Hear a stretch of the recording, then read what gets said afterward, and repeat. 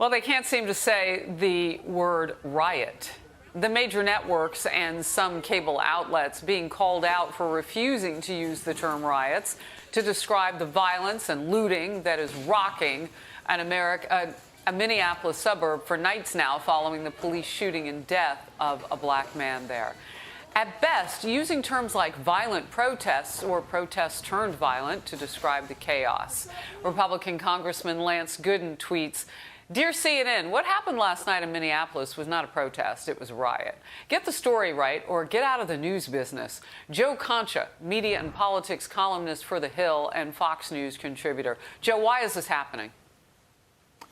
Well, I don't know. Maybe we have to come to some sort of compromise here, Harris. Maybe we could call them mostly peaceful riots. Would that work? Because I'm old enough to remember the summer of 2020 when there were mostly peaceful protests going on in places like Minneapolis or Portland or Atlanta or Seattle. And then literally behind a reporter, you would see a burning inferno of a building. Looked like the ending scene in Die Hard at the Nakatomi Plaza. And yet they're insisting these are mostly peaceful protests, even though there were billions of dollars in damage. So why is this happening? Well, obviously, it's the PC way to describe what is obviously a riot. When there are dozens of arrests made on a nightly basis, when dozens of businesses, these owners, no fault of their own, are looted, are damaged, when the National Guard is called in, I believe you could start to call that a riot, Harris.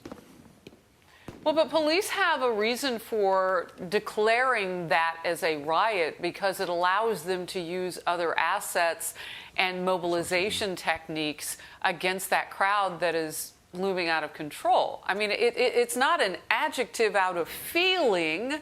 It is actually something that is brought on by the facts. It's a technical term, right? And then you see a police chief in Minneapolis say the word riot, and then reporters or activists are both in the room screaming back at him, "You can't use that word." Well, he'll use whatever the hell he wants to use because he's the one that's on the ground that has to deal with this and has been dealing with this for almost a year now. Imagine that on a nightly basis, you're a police officer, you just want to do something good for the community, and this is what you're forced to deal with on a nightly basis, and you can't even call a riot anymore. It's incredible.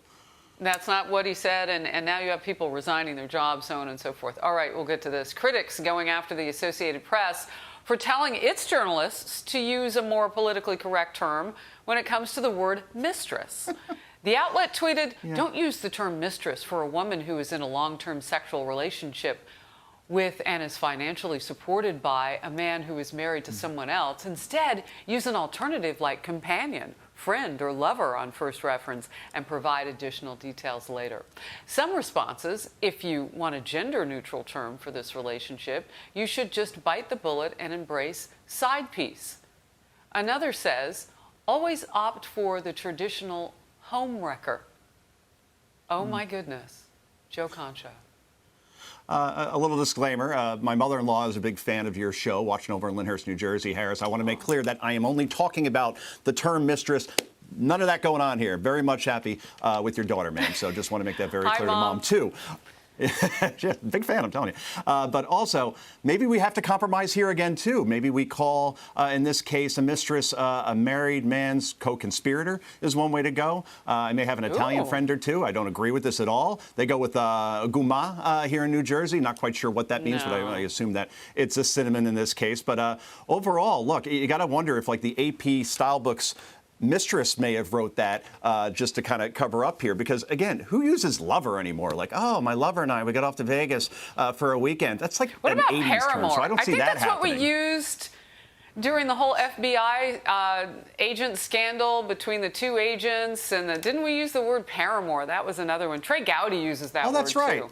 Strzok and Page, that's right. But, seducer's good, fornicator's or good. Mistress. I guess there's a lot of ways to go. Or, I don't know, just call it a mistress that actually wandered into a riot. How does that sound? Can we just use both in one sentence, Harris? Would that work? Wow. Oh, by the way, the Associated Press has responded.